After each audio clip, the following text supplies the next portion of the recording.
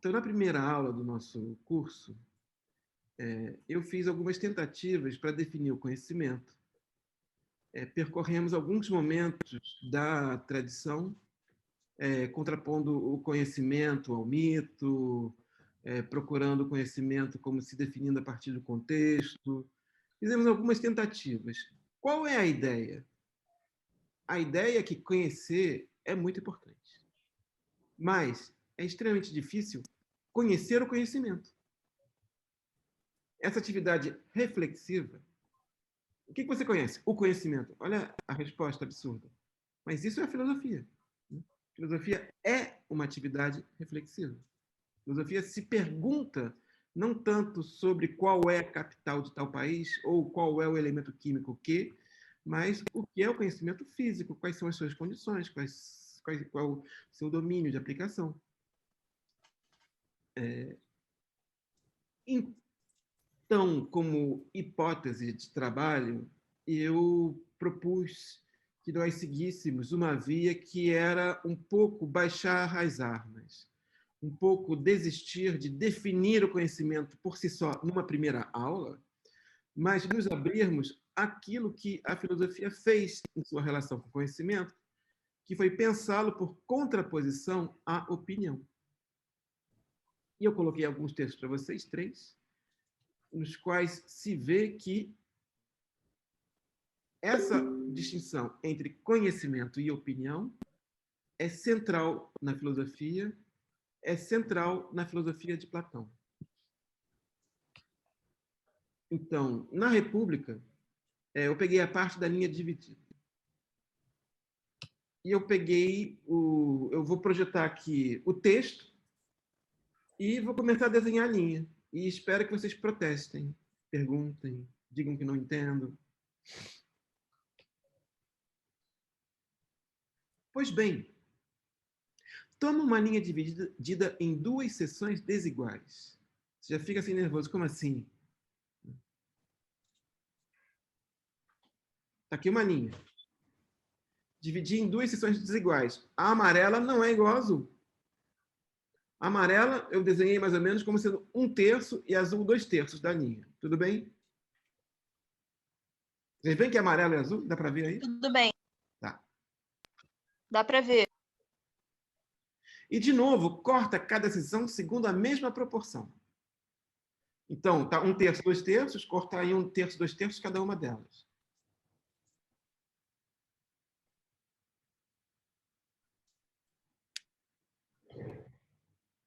Aí. Tá vendo? Então, a amarela é 1/3 da linha original, azul é 2/3, o tracinho na amarela está na posição 1/3 dela, e o tracinho na azul está em 1/3 dela. Obedeci, Platão. A do gênero visível e a do gênero inteligível. Então, a azul é do gênero visível e a amarela é do gênero inteligível. Ah, por que você não desenha a linha na diagonal?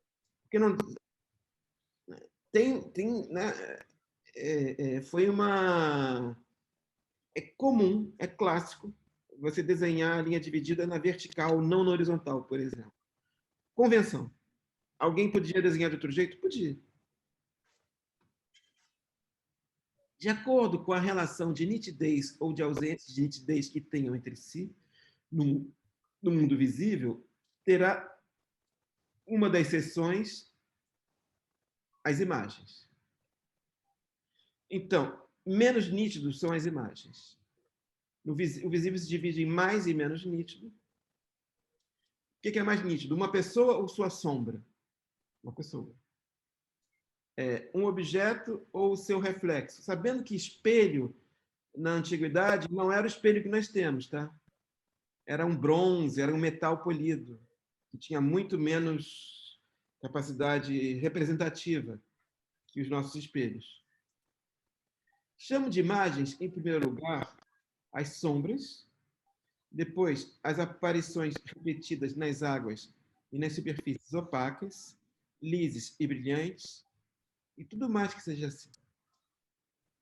Pois bem, supõe como outra seção a que assemelha a essa, os seres vivos que nos rodeiam, todas as plantas e todos os gêneros de artefatos. Então, você tem, entre o visível, com menos distinção, as imagens, e com mais distinção, as pessoas, os objetos, os seres naturais e tudo isso, que são modelos das imagens. A sombra do meu corpo tem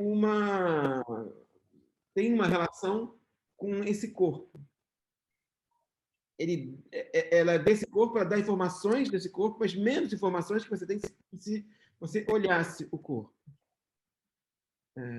Professor, Oi. quando Platão usa nitidez,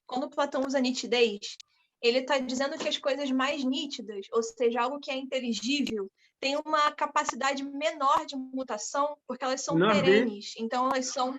Menor de mutação? Perdão? Menor de mutação? Não, menor capacidade de mutabilidade. Sim. Porque elas são perenes, elas têm que ser nítidas, porque elas não têm movimento. Então, elas precisam ser nítidas. Num segundo momento, pode ser esse motivo. No primeiro momento, é que Platão, o pensamento grego, Platão também, faz uma distinção que é muito importante para nós fazermos na nossa vida. O que depende de nós e o que não depende de nós. Então, para Platão e para o pensamento grego, existem coisas que são mais facilmente apreensíveis pelos seres humanos. Nós conseguimos compreender bem as pessoas andando na rua, os objetos, nós compreendemos tudo aquilo que vemos de maneira imediata. Mas se você parar para pensar seriamente no que é isso, você fica em depressão e quer se suicidar. Estou brincando. A ideia do Platão é que aquilo que é mais facilmente apreensível por nós não é o que é mais facilmente apreensível em si. As ideias, logaritmo, é super difícil para nós aprendermos. Mas uma vez que você aprende, você não esquece. A ideia dele de matemática é aquilo que é mais facilmente de ser aprendido em si e não por nós. Nós temos que ter muito mais trabalho para aprendermos matemática do que para aprendermos a assobiar uma música. Mas a música que você aprendeu a assobiar, você pode esquecer 1, 2 dias depois. Algo que você sabe fazer em matemática, uma divisão, uma subtração, você não esquece. Você criança, sofreu muito para aprender subtração. Mas se você aprendeu, depois você não esquece, porque ele em si é mais facilmente apreensível. Então, o que é mais facilmente apreensível em si é mais nítido.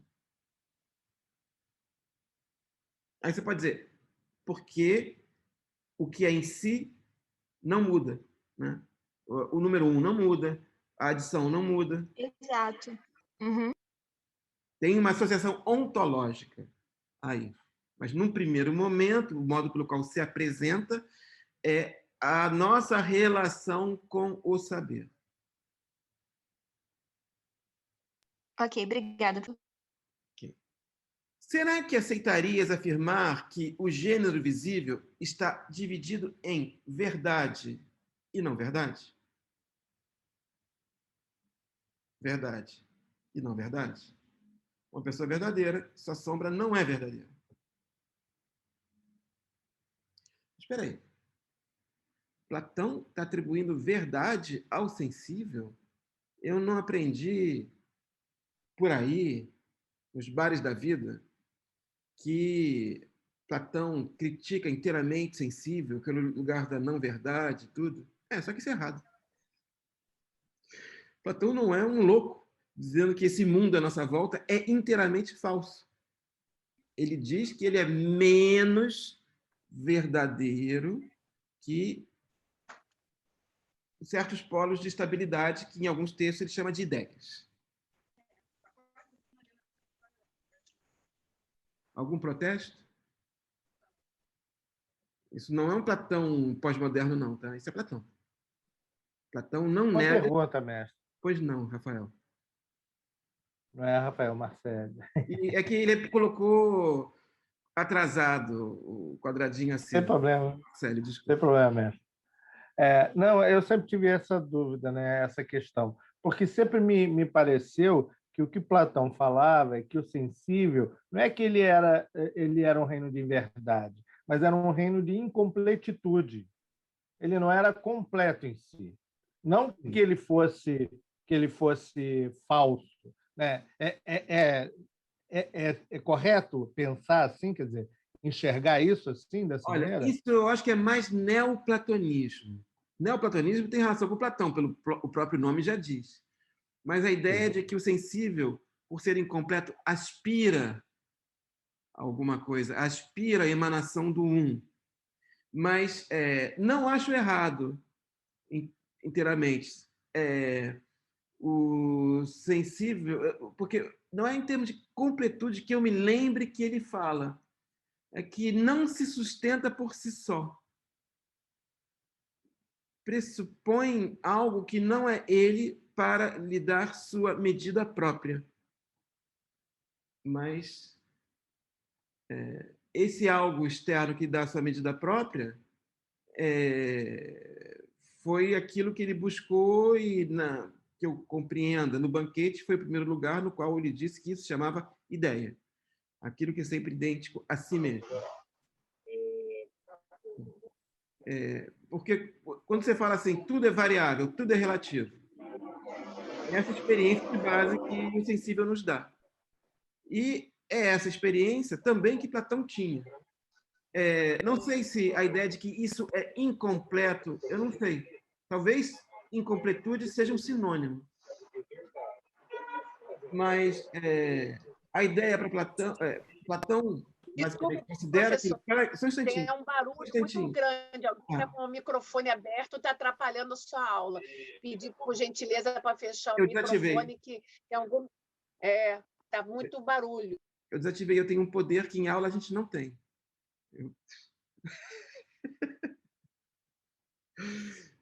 E aí, obrigado. Então, para você dizer que tudo é relativo, você tem alguma medida externa ao tudo, dizendo que ele é relativo. É nesse caminho que Platão vai. Ele vê o relativismo e fala que o relativismo pressupõe o não relativismo. É muito louco, porque assim, toda turma de primeiro período há uma crença comum, que não há verdade, ou que a verdade é relativa. Porque as pessoas chegam do planeta Terra. Do planeta Terra, as pessoas têm essa tendência a dizerem que não há verdade. Só que, em geral, eu sempre percebi isso. As pessoas que insistem que não há verdade acreditam muito no extrato bancário. Não colocam isso em questão. Quer dizer, existem certas áreas do saber para as quais se tem um discurso relativista. Para outras, não. Mas você quer o quê? Não existe almoço grátis. Enfim. Eu não acho que não exista almoço grátis. Estou fazendo referência. O que eu mais quero na vida é almoço, jantar e massagem grátis. Bom. E que, como a parte opinável está para o cognoscível,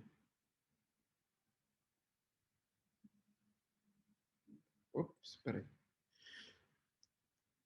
Será que aceitarias afirmar que o gênero visível está dividido em verdade e não verdade? E que, como a opinável está para o cognoscível, conhecimento e opinião, assim como o azulzinho está para o amarelo, assim também a imagem está para o modelo, assim também o terço final do azul está para o 2/3 final do azul está para o terço inicial do azul. Vocês estão vendo? Você está fazendo fórmulas, está fazendo relações matemáticas.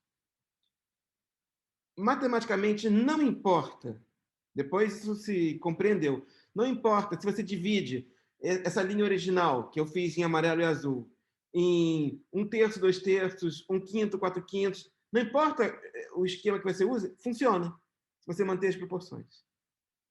Então, qual era a proporção original de Platão? Não sei. Por exemplo, se fosse metade, metade funcionaria. Tá? Será que ele está dizendo isso? Não, ele não está dizendo isso, claro. Ele fala duas linhas, dividir de maneira desigual. Bom. De outro lado, examina também como se deve ser dividida a seção correspondente ao inteligível. Eu vou ler algo que vocês não vão entender. E, na sequência do texto, ele vai reformular. A alma, na primeira seção, era forçada a pesquisar a partir de hipóteses. Na parte inteligível, a primeira seção é a seção de baixo. A inteligível é amarela, no meu esquema. E a primeira seção é a parte maior, é a que toca a parte azul. De outro lado, examina também como deve ser dividida a seção correspondente ao inteligível. A alma, na primeira seção, que é na parte da amarelinha que toca azul, era forçada a pesquisar a partir de hipóteses, usando objetos lá imitados como imagens, caminhando na direção não do princípio, mas do fim. Não dá para entender nada, mas a gente vai voltar a explicar. Eu estou falando de matemática, tá? Como é que se faz matemática? Essa parte do inteligível, que é a mais próxima do sensível, é a matemática. A matemática tem um papel transitório. É aquele âmbito ligado ao conhecimento que é mais próximo, de alguma maneira, do conhecimento do sensível. Na outra, porém, na parte do 1/3 superior, vai da hipótese ao princípio que não admite hipótese sem servir-se de imagens, como no outro caso, e encaminha essa pesquisa só por meio das próprias ideias. O que ele vai dizer na sequência? Não entendi nada? Então, vou explicar de outra maneira.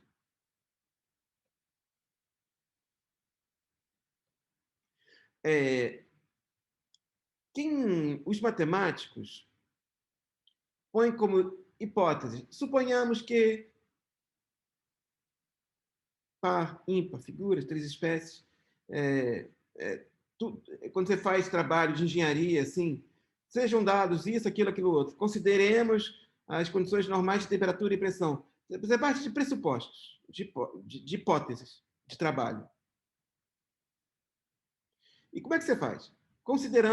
Faremos nosso estudo considerando um grupo de 1000 operários da fábrica Volkswagen, e teremos tal e tal hipótese de trabalho. Qual é o objetivo? É fazer filosofia? É perguntar o que é o trabalho? O que é uma fábrica? O que é o saber? Ou o objetivo é qual que tem que ser a política da empresa para aumentos salariais? O que Platão está dizendo aqui é que, de um modo geral, ele está falando de matemática, eu fui falar de sociologia, de alguma coisa dessa hora. Mas é que você, quando trabalha com hipóteses em ciência, você tenta descer, eu ia falar descer para baixo, você tenta descer para determinar consequências. Você não está subindo perguntando, mas essas hipóteses são justificadas? Tem sentido de falar par e ímpar? Tem sentido de falar de grupos de trabalhadores, de método, de tudo isso? Então, Platão está fazendo uma distinção, está falando assim, o saber, em geral, parte de hipóteses, com essas hipóteses procura-se determinar problemas. Hipóteses, determinar problemas. Isso é o que ocorre na parte do inteligível, próxima do sensível, onde ele coloca a matemática. E na outra parte ele fala partes de hipóteses, perguntando-se por aquilo que não depende de hipóteses. Supomos que uma série de coisas, suponho que o Brasil seja um país, que as pessoas sejam legais, suponho uma série de coisas, em vez de perguntar como é que eu faço para que possamos resolver politicamente, ou não sei como, a vida em comum, eu vou me perguntar, mas qual o sentido disso tudo? Creio que tu sabes que aqueles que se ocupam com a geometria, com o cálculo e assuntos como esses, põe como hipóteses o par e o ímpar, as figuras, 3 espécies de ângulos e outras coisas afins de acordo com o objeto de sua pesquisa. Tá. E, de um lado, como se as conhecessem, tomam como hipóteses e acham que não tem que prestar contas, nem a eles mesmos, nem aos outros. Isso que, segundo eles, é coisa evidente para qualquer um. Então, a matemática parte de uma série, sei lá, um dos traumas que talvez que pessoas de humanas possam ter tido com matemática é que essas hipóteses ficam o tempo todo mudando e ninguém explica nada e vai, opera com isso aí.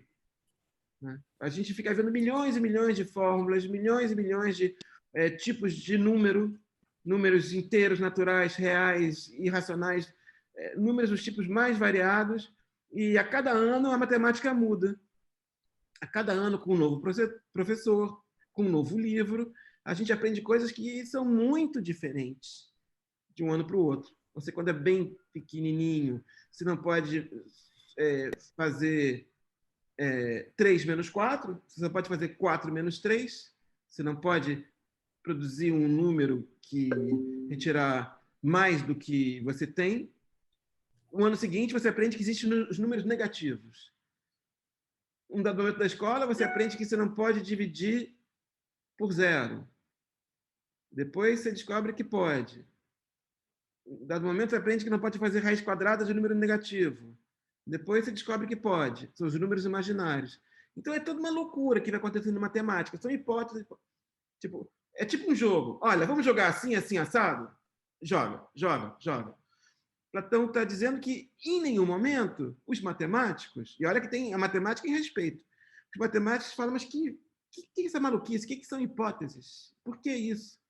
Né? É engraçado que teve um momento em que a matemática parou e perguntou acerca de suas hipóteses. Foi o século XIX. No século XIX, a matemática começou a questionar acerca do que é número.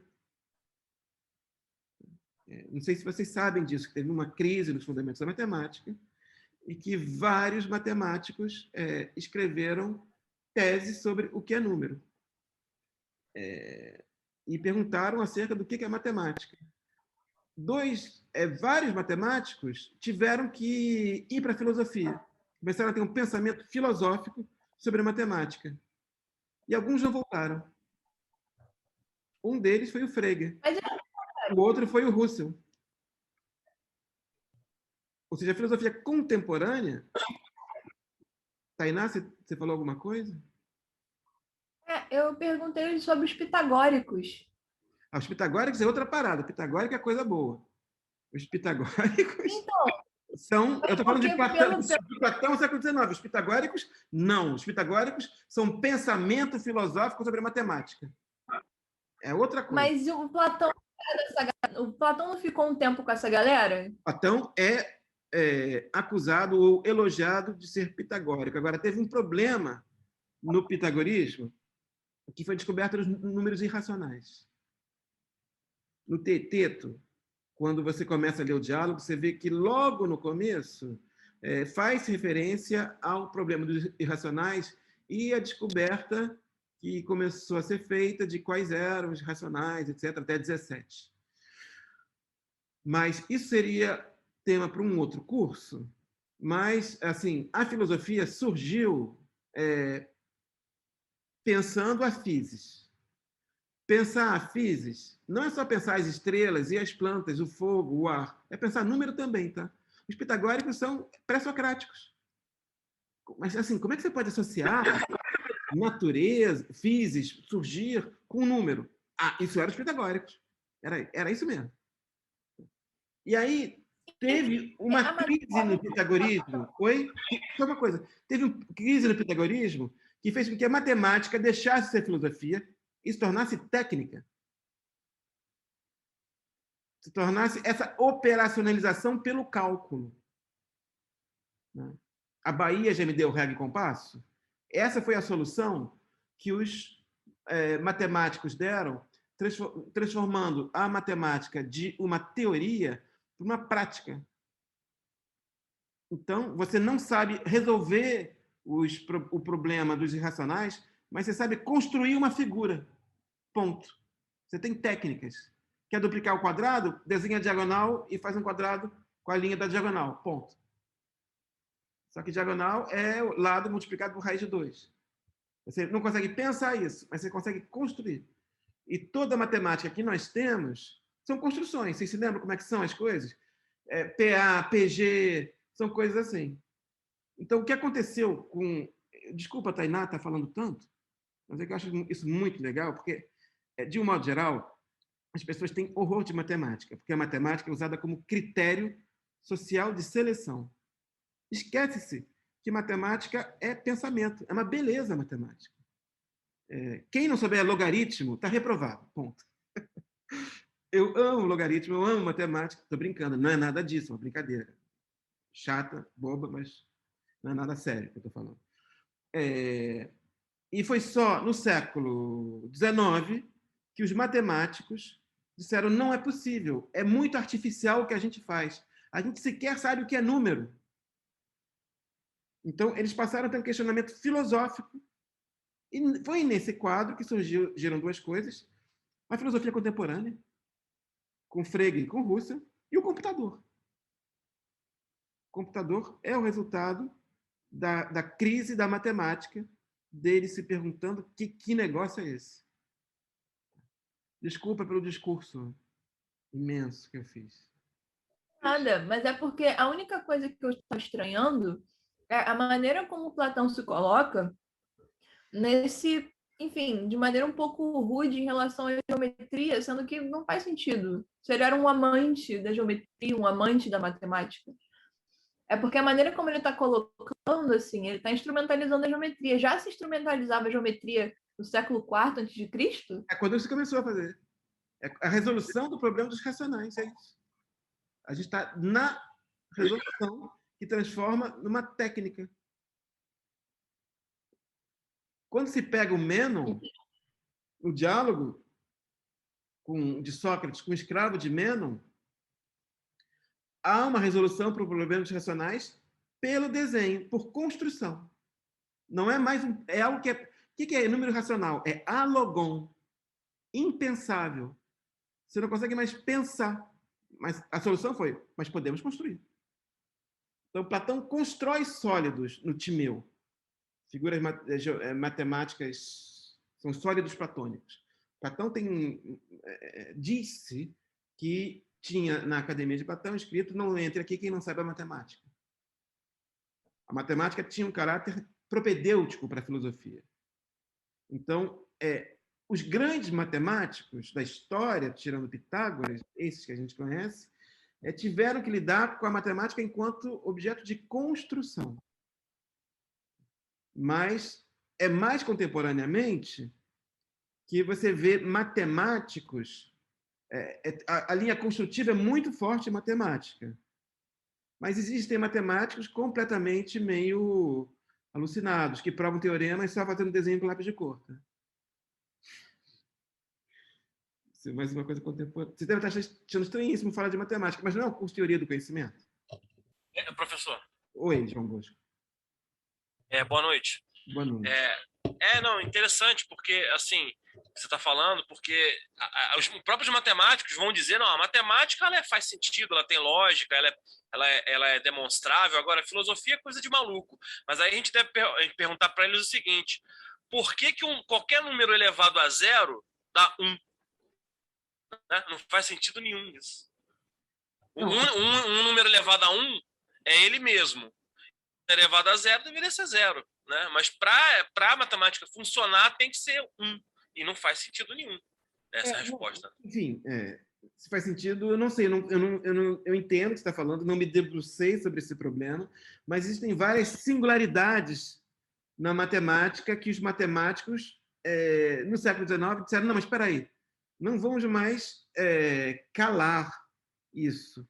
Você, por exemplo, você pega uma equação, inventa uma equação qualquer, x2 mais e igual a 3c mais j. Ok, não matou ninguém de escrever isso. Um matemático super importante falou: a matemática escreve coisas dessa ordem, ela chega a respostas, mas tudo é sem sentido. Então, uma equação que é algo que você possa variar as variáveis e chegar a respostas Isso quer dizer que ela é sem sentido, porque ela pode portar qualquer resposta que você coloque nela, qualquer valor que você coloque nela. Em si mesmo não tem sentido, né? Então, foi o que alguns matemáticos disseram. Tá? Mas eu acho que quando você fala de matemática teórica mesmo, gente que ganha medalha Fields, eles não falam essa besteira sobre matemática certa, filosofia tateante. Toda atividade de criação radical é muito parecida. As pessoas sentem ecos do que se faz em outras áreas. O matemático que ganha medalha Fields sente mais proximidade com a filosofia, com aquilo que matemáticos que trabalham em banco fazem, por exemplo, com arquivo Excel. Tá?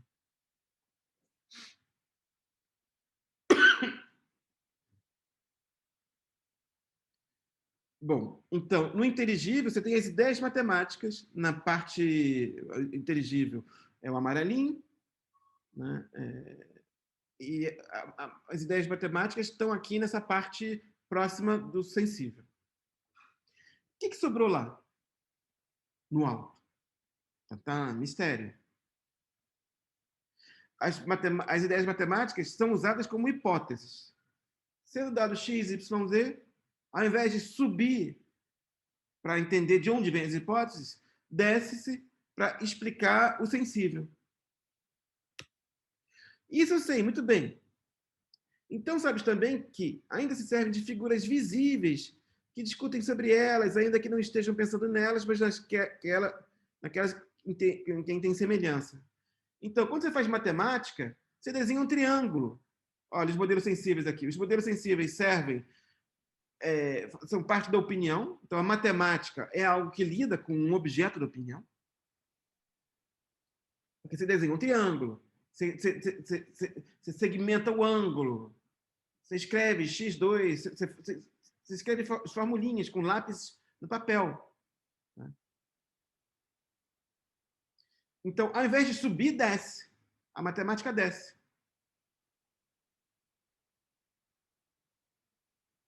Pois bem, eis o gênero que eu dizia ser o inteligível. Ao buscá-lo, a alma é obrigada a servir-se de hipóteses e não se encaminha para o princípio, uma vez que não pode levar-se além de hipóteses, mas servindo das próprias imagens imitadas pelos objetos da seção inferior. Então, a alma, quando faz matemática, trabalha só com hipóteses. Então, como todo nosso conhecimento científico é baseado em matemática, não é filosofia. Não sobe, desce. O objetivo da ciência que nós temos, na prática, estruturalmente, ela só funciona na direção de uma determinação do sensível. Matemática instrumental. A matemática instrumental, é assim que ele está tratando, Platão. Ok.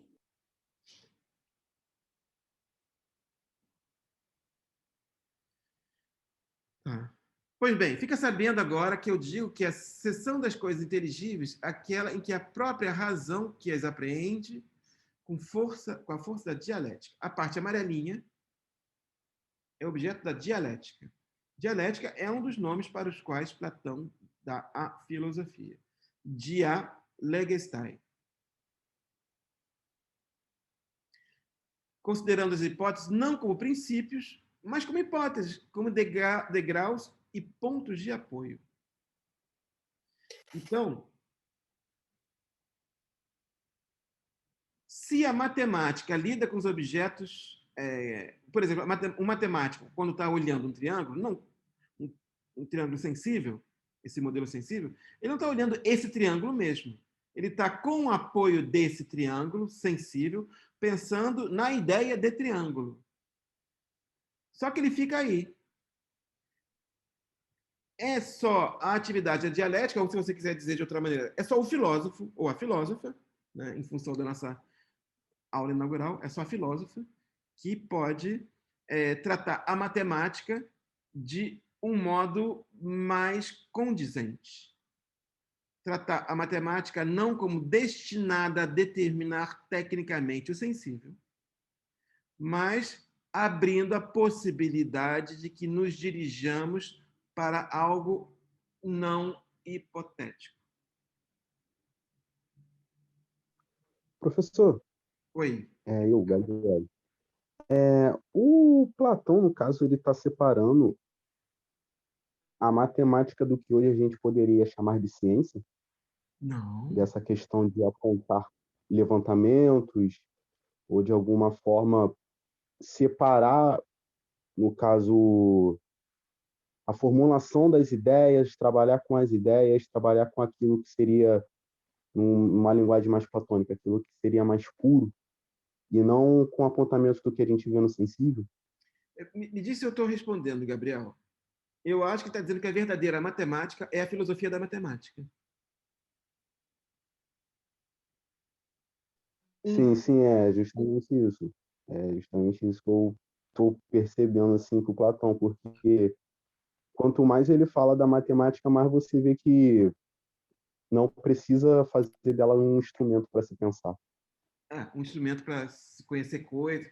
Eu não sei se vocês viram um filme, é meio bobagem ficar falando de filme de Hollywood, Mentes Brilhantes. É um filme com Russell Crowe, de um matemático, depois da Segunda Guerra Mundial, que ganhou o prêmio Nobel por causa de sua teoria. A teoria que ele inventou, mas ele teve uma série de problemas psicológicos depois, sem entrar em detalhe. E sua teoria é muito importante, e ela é usada no mercado financeiro. É isso. A importância do conhecimento por si só desaparece ao você transformar a matemática numa técnica. Você não tem mais... Professor? Oi.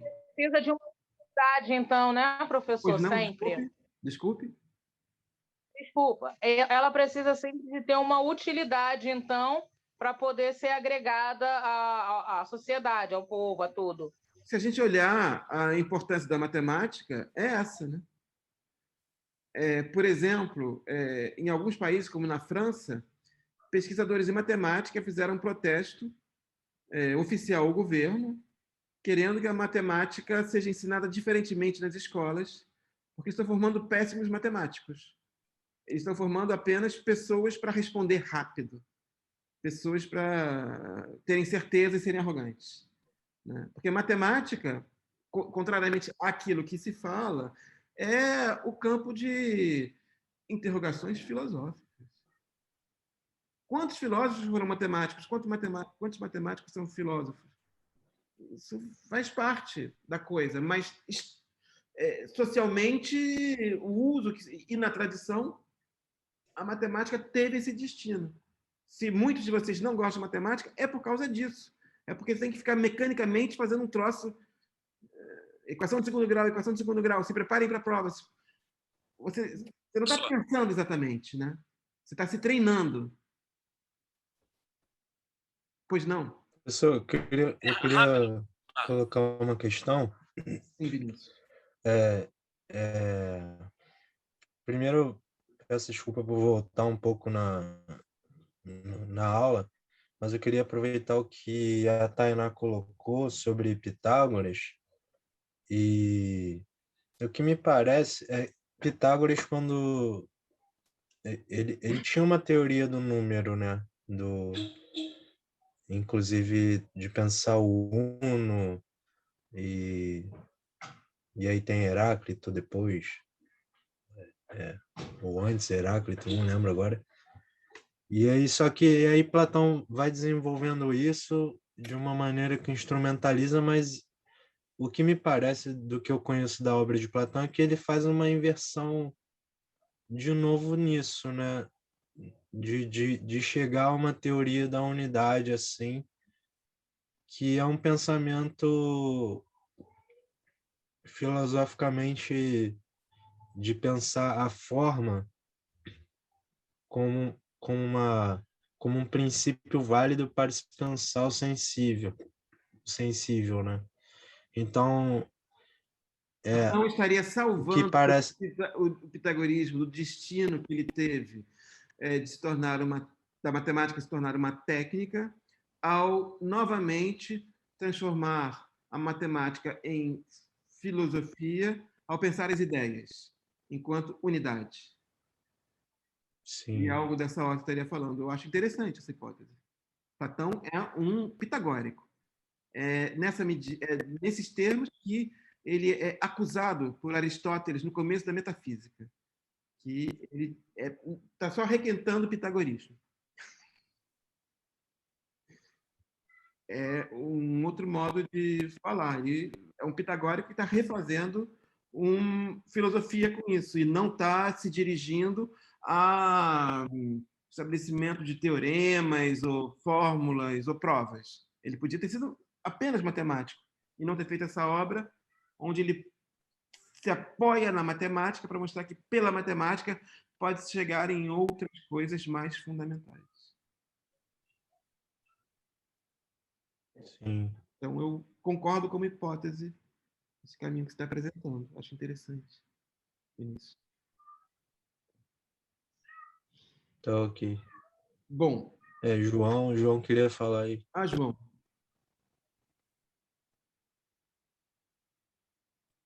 É uma curiosidade interessante que você está falando sobre o trabalhador braçal da matemática, que é formado, eles formam na França são de péssimos matemáticos. Na verdade, assim, ele tem várias medalhas Fields, mas ele tem várias medalhas Fields. Mas é que na matemática eles estão indo ladeira abaixo. Porque assim, é igual na filosofia. Na filosofia nós temos os comentadores e nós temos o filósofo que vai pensar a filosofia de forma original. Essa é a mesma diferença que tem na matemática. Eu conversei com um amigo meu, que é matemático, ele falou o matemático mesmo, às vezes ele tem até dificuldade de fazer cálculo, mas ele pensa matemática, mas ele tem dificuldade de fazer cálculo. Então, ele usa um profissional chamado calculista, como Einstein usou, que ele tinha dificuldade com matemática, ele usou os calculistas para poder fazer os cálculos que ele montava, entendeu? Para executar os cálculos. É como se fosse contratar um computador, vamos dizer assim. Sim. Né? Contratar então existe essa categoria que deve ser o que eles estão se referindo. As pessoas que são formadas são calculistas, isso tem um nome, né, na matemática, tem uma categoria, entendeu?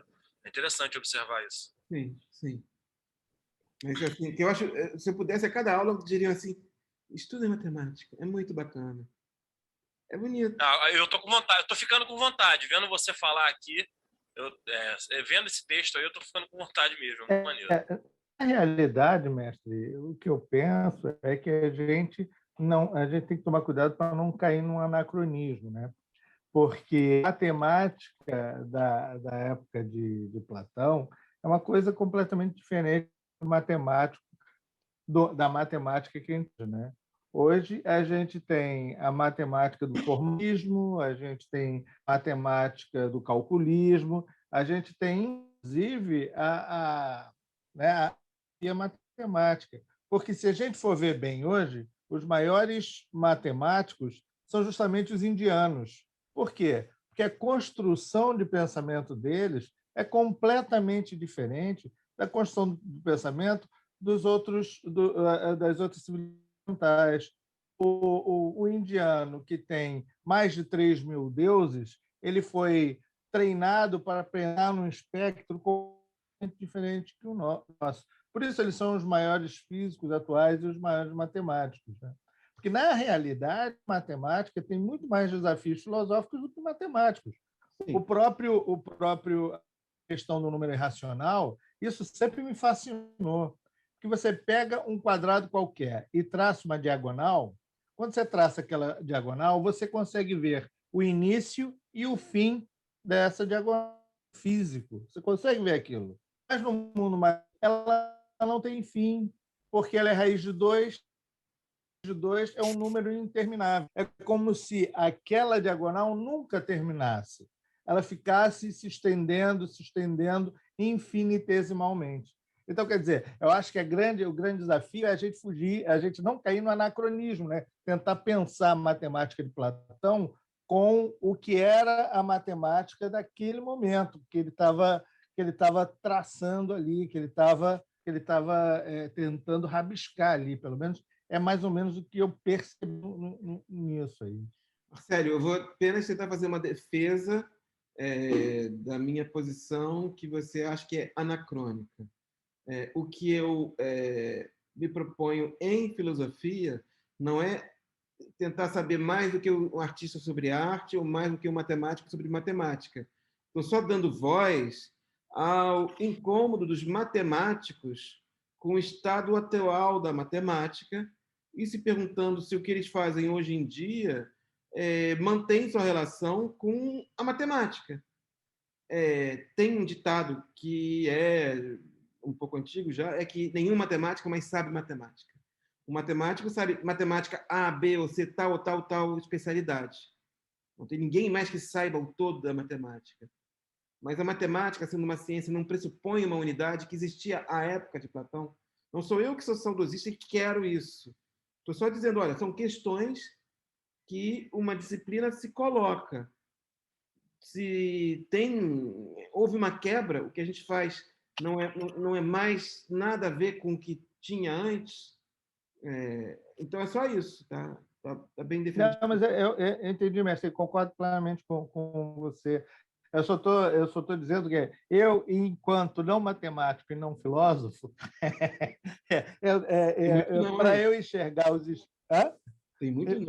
Para eu entender os escritos de Platão, eu não posso cair nessa armadilha, entendeu? De ficar pensando com os conceitos atuais, que é a matemática atual, para poder entender como ele pensava a matemática lá atrás.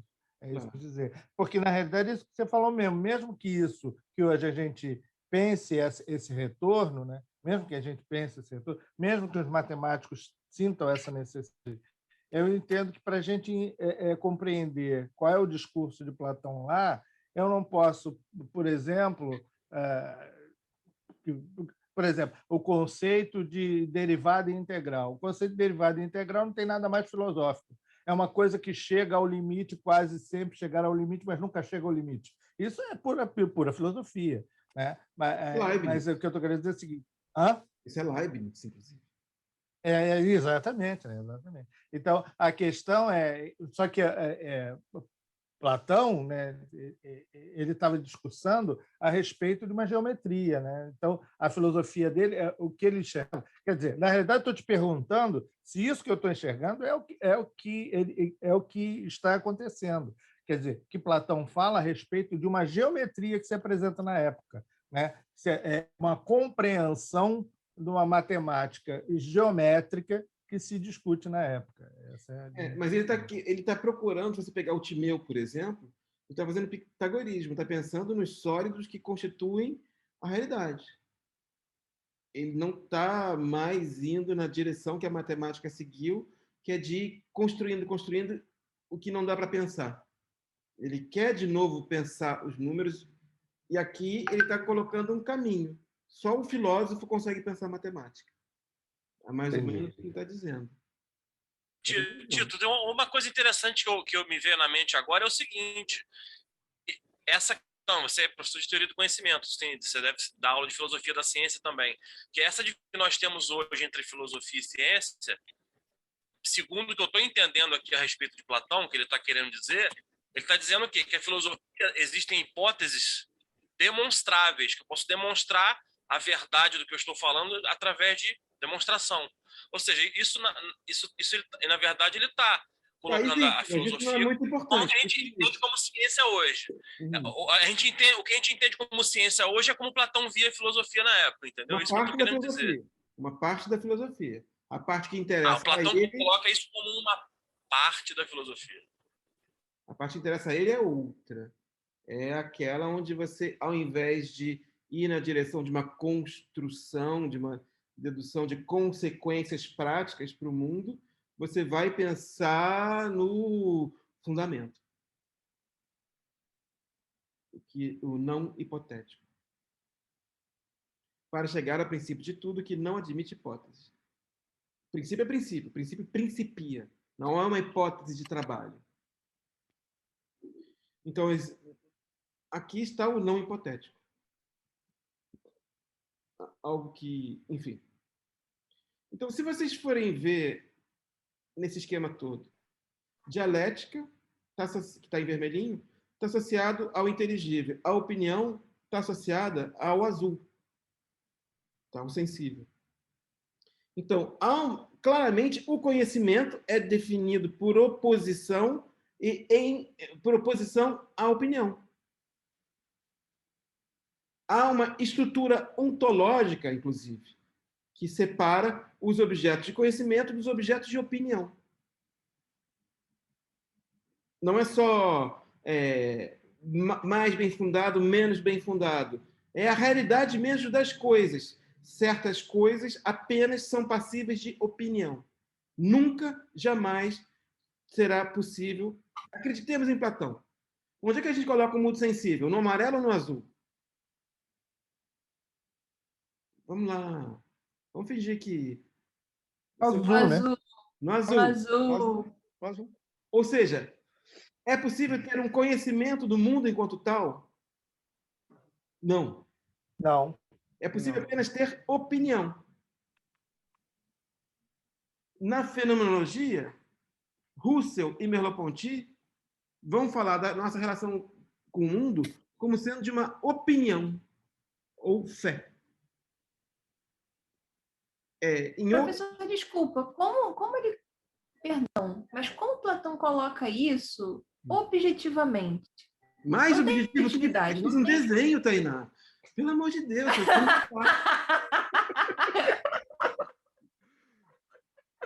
Entendeu o que é que desenha, né? Não. Platão essa frase, né?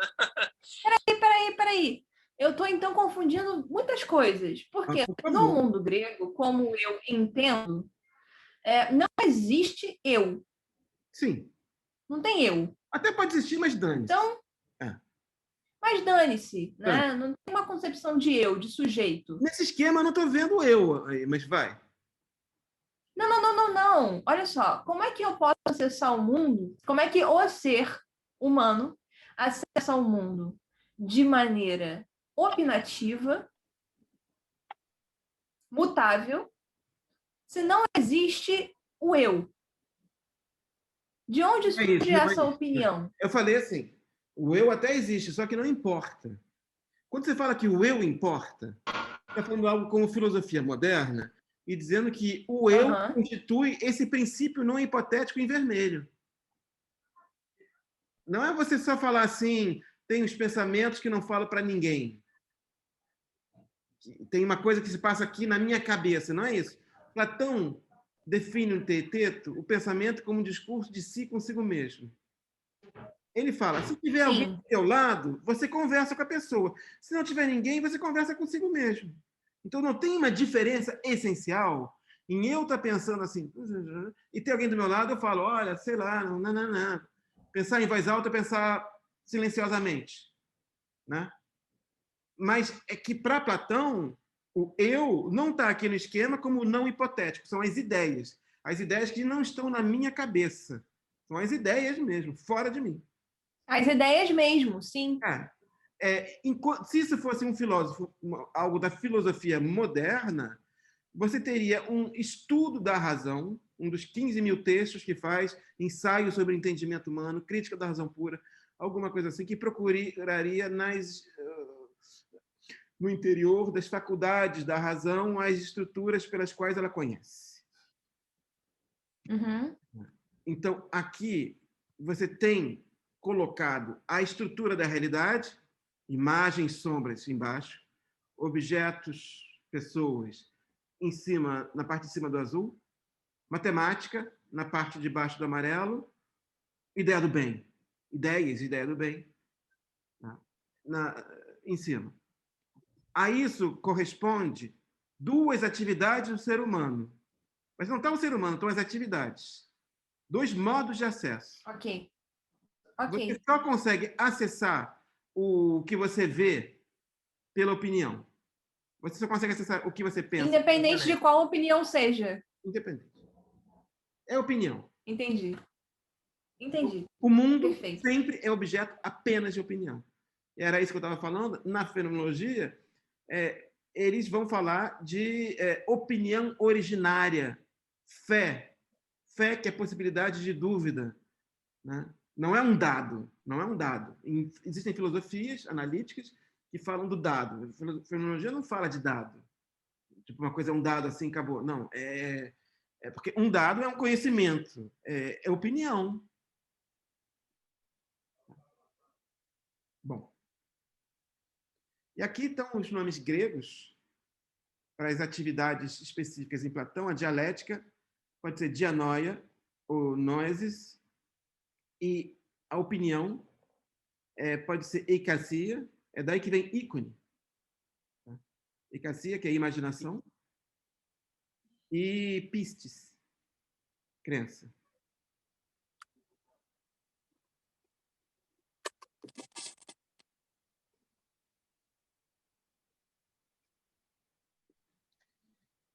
Qual era Só um instantinho. Qual era a deusa da democracia grega?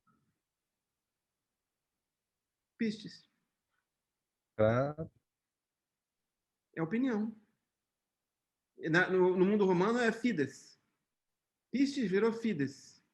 É isso que criou a fé. A fé cristã, a fé da Bíblia, é Pistis, em grego que se escreve.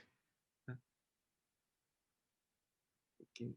Pois não, Bruno, você ia falar? Acho. Não, você estava falando que todo tipo de... que se parte sempre de opinião, né? Mas eu estava pensando que Em matemática, não. Em matemática, parte de hipóteses. Não, com certeza. Mas que para se conhecer verdadeiramente alguma coisa, você partiria de hipóteses, e essas hipóteses seriam assim, tipo, proposições? Discurso? Depende. Se são o que pode ser verdadeiro ou falso? Não existem proposições sobre objetos sensíveis que possam se tornar conhecimento, nesse esquema. Você pode fazer proposições sobre objetos matemáticos. Uhum. Acho que... Eu pensei em ideias matemáticas como a lógica por si. Um método de dedução lógico mesmo. Assim, a associação de matemática e lógica não é um evento na história do saber que ocorreu no século XIX. Tá? Matemática e lógica são duas coisas separadas. A gente associa muito uma coisa à outra, porque matemática você se encadeia, né? Eu aprendi lógica na matemática. Lógica, matemática, essas coisas todas, é diferente. Sim. Lá não, nesse momento as coisas estão num outro registro. Tem um encadeamento, a matemática encadeia, mas ela não é uma logística, ela é uma prática. Porque... Seria, então, um encadeamento de argumentos, assim, algo... um encadeamento de argumentos.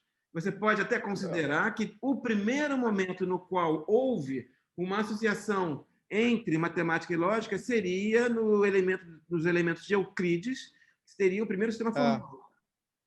Né? Com axiomas, coisas assim. Porque a matemática, em geral, que a gente aprende na escola... de matemática tradicionais, álgebra, esqueci, enfim, você vai ver, é tudo muito blá, blá, blá. É papo de bar. Né? Sim. Não é a sistematicidade, a axiomática que tem em Euclides.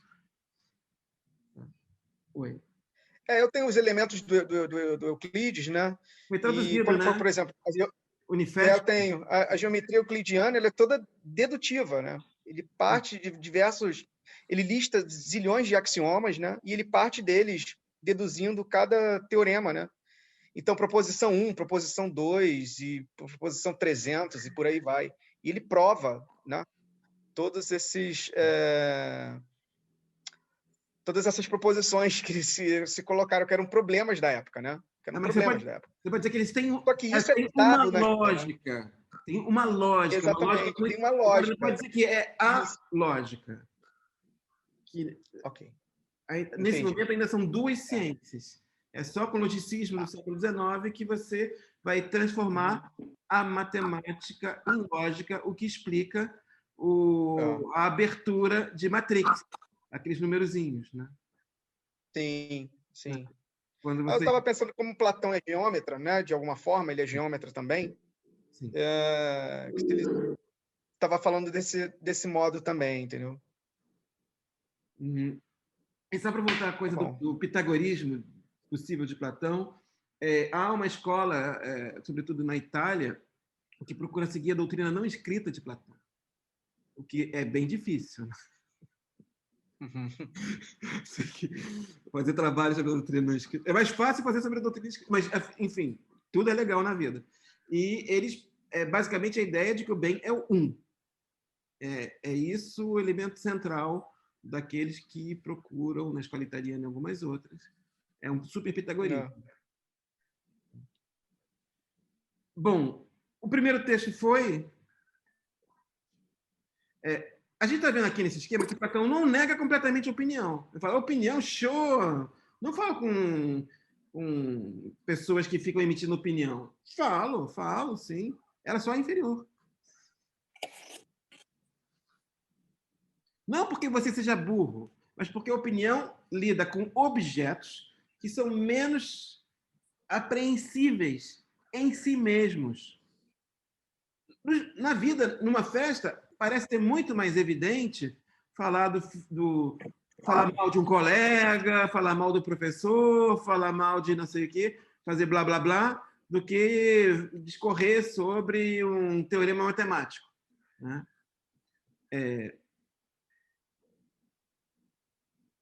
Mas Platão está querendo marcar que, para nós, parece mais evidente emitir opinião, porque é mais fácil, mais imediato, mas o que é mais estável, mais verdadeiramente conhecível, é aquilo que é objeto de conhecimento. Então, os preconceitos por relação às pessoas vão mudar de festa para outra, enquanto que a solução de um teorema qualquer não muda. Oi. Ele não está valorizando, né? Tipo assim, o que é melhor ou pior. Ele só está hierarquizando. Ontologicamente.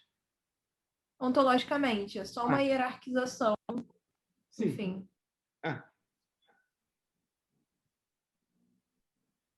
Então, tem uma similaridade estrutural entre opiniões e ilusões. Elas têm um lugar, só que elas não são da ordem do conhecimento. Agora, a opinião, a doxa, não é mais como era na cultura grega, uma forma positiva do aparecer. Doxa, em grego, significa honra, glória, esplendor. Para nós, você fala, isso é uma mera opinião. Então, assim, vocês podem imaginar que hoje eu tomei 2 doses de vacina, parei de falar com todas as pessoas que tomam cloroquina e coisas dessa hora. Mas a coisa que me mata é escutar no Brasil de hoje, somos pela ciência, somos pela ciência e meras opiniões não constituem ciência. É uma repetição da tradição. Eu sou um filósofo contemporâneo. Eu me interesso mais pela compreensão pré-platônica da opinião como honra, glória, esplendor, maravilha, brilho, uau, do que a hierarquização que ele negou. O que Platão está fazendo com essa hierarquização? Está tentando... Ele não está tentando. Não é isso, desculpa. Que função que isso teve nos momentos posteriores da nossa cultura? Subordinar a opinião dos muitos ao saber dos poucos. Bom, não estou querendo atribuir isso a Platão. Mas tem um conhecimento que é estável, que só poucos podem ter. Não é todo mundo que é matemático. Agora, todo mundo tem opinião sobre a vida dos outros. Eu, por exemplo, tenho o tempo todo. Sobre vocês todos, tem 1000 teorias. Né? Mas eu não conheço. Bem, eu sou... Bom, apenas o conhecimento nos explica por que as coisas são como são. As opiniões simplesmente constatam que elas são assim. E olha só, está com uma cara esquisitona. O conhecimento consegue remeter às causas, dizer, porque o médico está em tratamento. Assim. Aqui, para problematizar tudo isso, e eu acho que não vai dar tempo, vou problematizar isso que a gente viu com 2 diálogos de Platão, o Mênon e o Teeteto. São 2 diálogos que eu adoro. Mênon. Alguém já leu Mênon? Alguém quer se acusar? Como já tem... A gente faz até 7h40, pode ser? Para dar um tempinho? Eu li... a gente leu quem fez com a Marinês, a gente leu o Mênon no semestre passado. Teve no período passado. Uma partezinha inteira? E ela... não é toda opinião. Chegou na opinião verdadeira? O diálogo inteiro? Estátuas de Dédalo. Não, chegou num estilo de uma diagonal com uma onda muito diálogo doida, que uma crise de ansiedade. Né? A teoria da reminiscência, né? A reminiscência, isso. Eu não vou ler isso, não. Vou ler outra coisa. Tá. Vou ler uma coisa que chama opinião verdadeira. Espera aí. Como é que pode? Verdade é do âmbito do conhecimento. Opinião é diferente de conhecimento. Foi o que a gente viu aqui, nesse desenho aqui. O que é uma opinião que é verdadeira? Vamos tentar ver em Platão. Menon.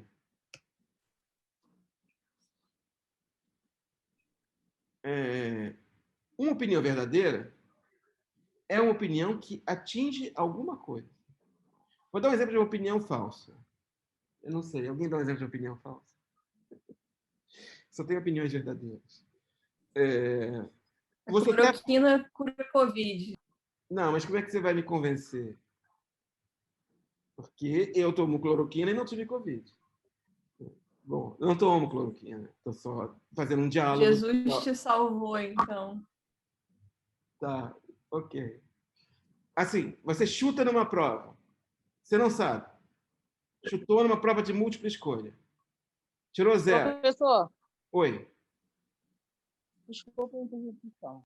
Então, assim, como que eu poderia dialogar sobre isso? Toma cloroquina e eu tenho Covid. Você tomou cloroquina, de repente, para alguma outra doença que você teria que ela poderia vir a fazer efeito. Mas para a Covid em si, ela não vai fazer efeito, nunca. Nunca. Ela melhorou para alguma outra doença que a pessoa provavelmente estava, entendeu? Olha só, Estela.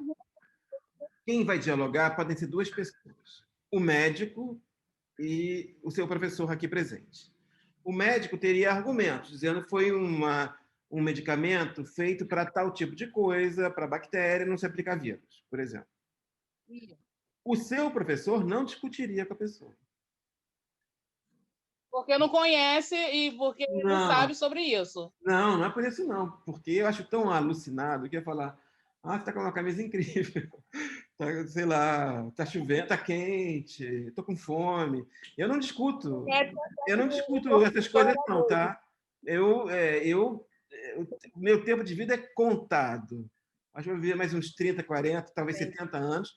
Não vou perder tempo com coisas que não são muito legais. Mas eu aconselho que você discuta, tá, Esther? Eu não consigo. Tá? Eu também não tenho paciência, não. Aqui, isso é domínio da política. Não. A política eu não aguento. Eu sou contra a política agora. Contra toda. Quero fazer filosofia. Você, professor? Hein? É muito chato política. Logo você. Eu sou a pessoa mais desengajada que você jamais vai conhecer em sua vida. Eu não acredito. Em geral, as falas da política são todas marciais, já percebeu? Ocupa, resiste. Eu não aguento isso. Eu não gosto de militarismo, né? Mas, assim, um exército tem que ser militar. Agora, a vida não, né? Mas, enfim, desculpa. É meu limite, eu não consigo. Então, o exemplo de... Você tem uma opinião. Você faz uma prova, não sabe nada, e você chuta. Você tirou 0. Então, você sabe que você teve opiniões falsas. Imagina se tirou 10. É isso que Platão chama de opinião verdadeira. Peraí, não estou acreditando.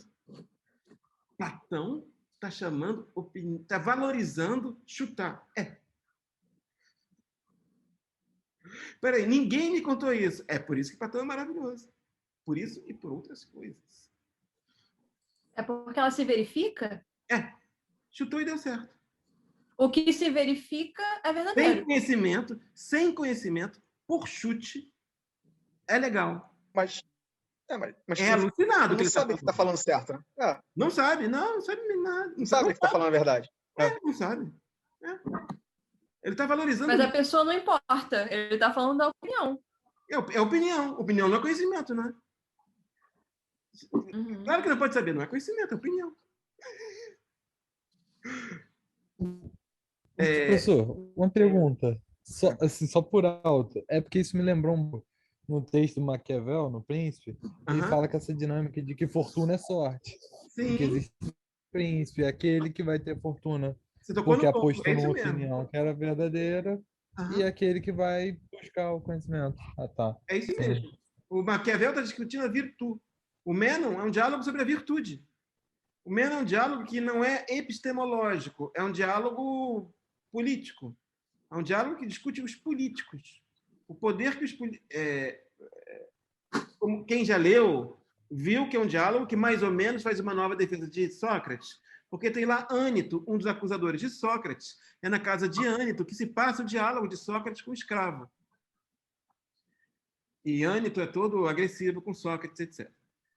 E o que é surpreendente é que Platão, nesse diálogo, faz um super elogio aos políticos, não ao filósofo rei, não ao filósofo que sabe, aos políticos. Porque os políticos têm opinião verdadeira, não têm conhecimento. Eles não sabem, mas chegam lá, fazem a coisa. É a prova em que alguém chuta e acerta.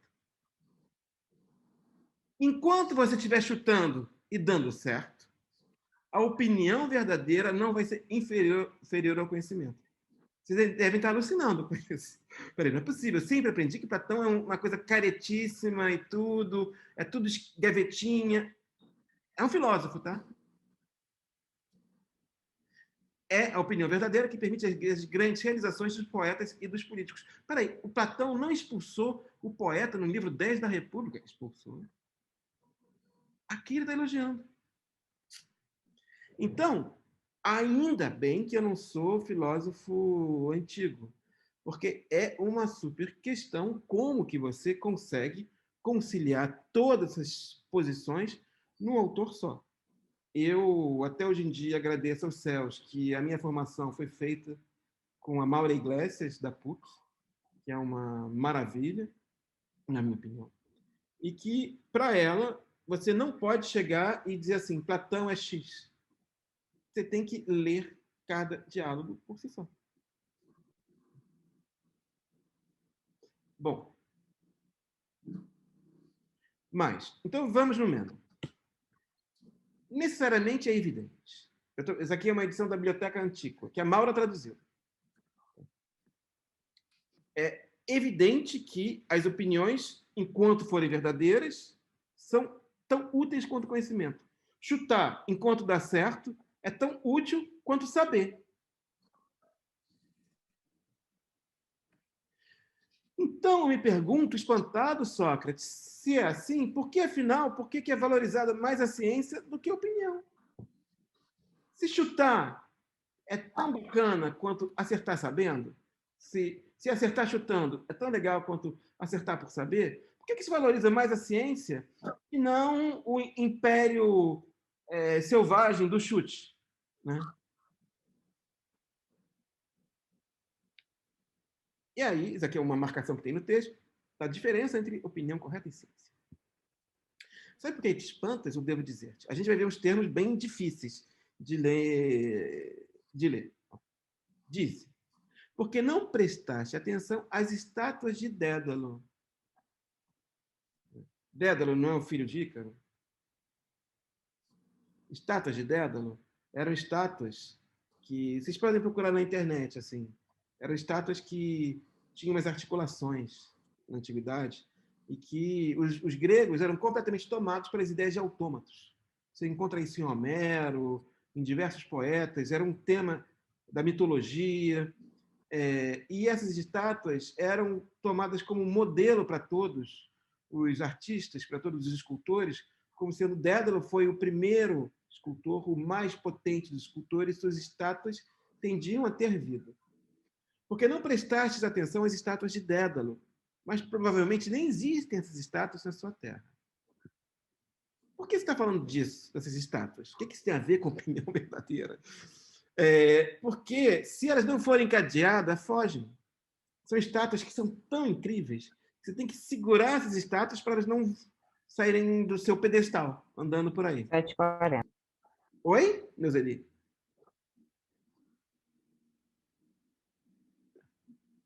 ao passo que, se encadeadas, permanecem no lugar.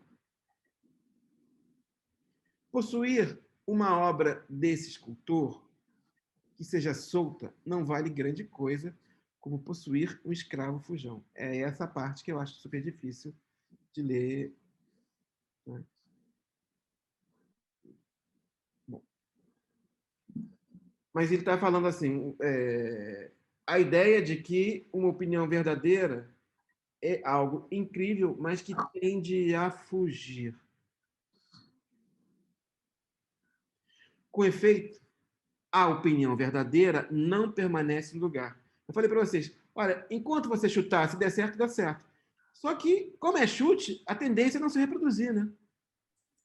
Gente, por que ele foi usar uma estátua que se move para falar isso? Ele simplesmente poderia ter dito, porque você não vai acertar todas as vezes. Pronto, acabou. Eu tenho resposta para isso. Posso dar minha resposta? É porque a filosofia ia todo mundo maluco. Bom. Não, a coisa que para mim é mais inacreditável é quando a Hannah Arendt, no final de um livro, ela, para explicar uma passagem do Nietzsche, ela pega o Kafka. Usar o Kafka para explicar alguma coisa é fogo. Bom.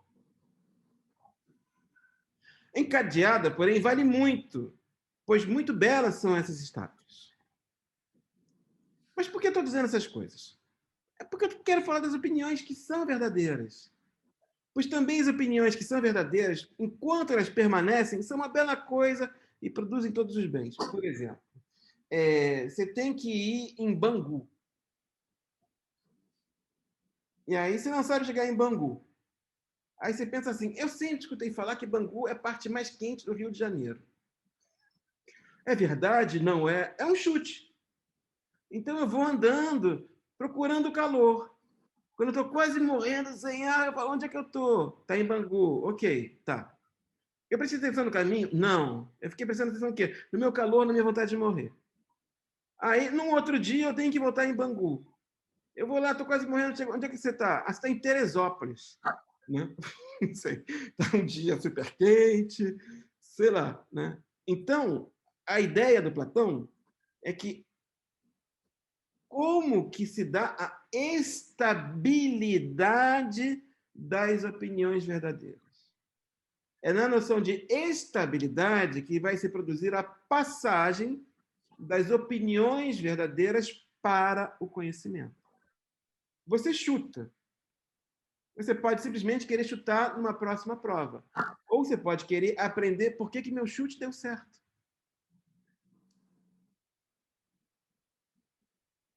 Só que não se dispõe a ficar muito tempo, mas fogem da alma do homem, de modo que as opiniões verdadeiras não são de muito valor, até que alguém as encadeie por um cálculo de causa. Aitias logismo. Um logos, um pensamento de relações sobre aitia, sobre causas. Então, você vai lá, você chuta, deu certo, tenta entender por que aquilo funcionou. Se você consegue entender por que aquilo funcionou, uma opinião, um chute, se torna conhecimento. Mas você pode ser apenas alguém que não pertence ou que não quer fazer um cálculo de causas e ser como os políticos e os poetas que vão simplesmente seguir sua inspiração. É desse modo que Platão falará nesse texto, que há políticos e há poetas inspirados. Que é a partir disso que eles fazem o que fazem como sendo verdadeiro.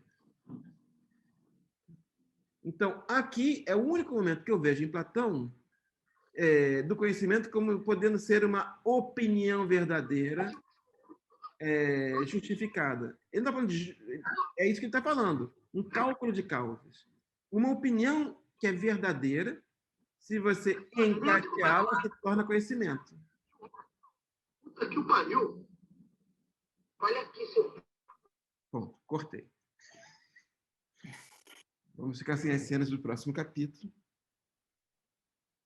Então, eu termino aqui. Eu termino aqui porque são 42. Vocês devem ter coisa mais séria para fazer da vida. Na vida. Foi.